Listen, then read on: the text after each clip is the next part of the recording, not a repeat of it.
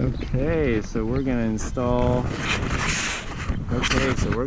some drip tape on this bed that we just prepped and fertilized. So here we go.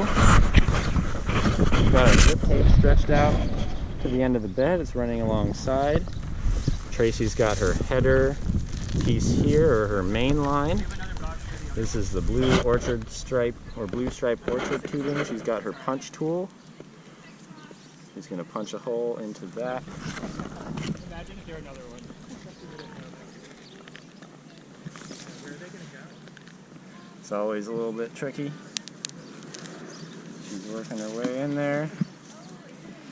Great. It's got a nice hole the size of the fitting there. We're going to jam it in there, making sure the barb is all the way in, and that's what that click was. So we know that piece is in good. This has a little screw top, and that's how it seals the end onto the drip tape so there's no leak. So Tracy's shoving it over that barb at the end. She's jamming it all the way in there so she's sure that there won't be a leak.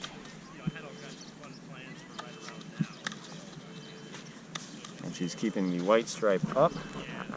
And now she's going to clamp down the blue bit by screwing it counterclockwise. And now that it's on there super tight, hopefully it won't make any leaks. We'll double check when we turn the water on.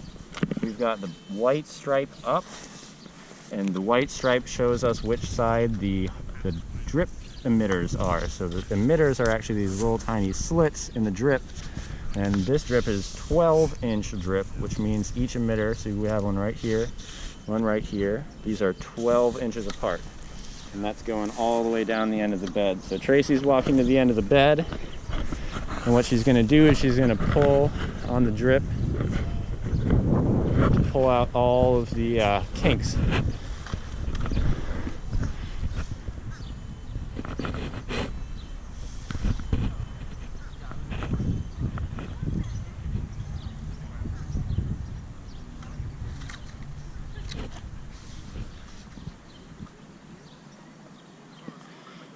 Nice, we got a couple kinks in here. You want to give it a tug real quick?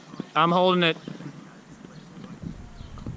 So we can hear that all the kinks pulled out, all of the little knots in the drip tape pulled out, just by me holding this end and her pulling hard on that end. So now we're just going to run it down and make sure the white stripe is facing up. If the white stripe is facing down, that means dirt that might be in the water would clog up the little emitters. So by keeping the emitters face up towards the sky, all the dirt that might be in the water or in the lines already is going to settle at the bottom of the tape and prevent the emitters from clogging. One clogged emitter may mean that one plant isn't getting as much water as the rest of them, which can cause some plant failure. So now she's back on that end. We're going to pull out all those kinks. Look at that, super easy. She's laying them evenly on the bed. Nice one. Let's tie off the end. So now we've actually looped this drip tape around twice. This is the way Tracy likes to do it, because she doesn't have a lot of these fittings for the main line. So Tracy's going to demonstrate tying off the ends of the drip tape so that it doesn't leak. And I'm going to go ahead and I'm going to actually cut back further than how much we need.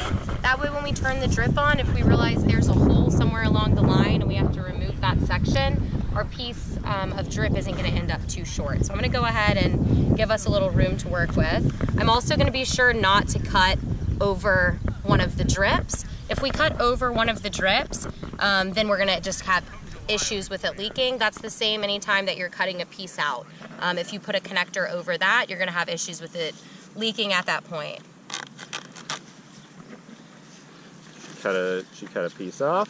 I'm going to take another piece. Now from the piece she cut off, the slack end, cut a small piece. Now she's going to fold it over once, fold it over twice. She's making a taco. She's folding it up and then sliding that extra piece right on top. And this is going to prevent the water from pouring out the open end of the drip. Ta-da! Nice one, baby. There you go.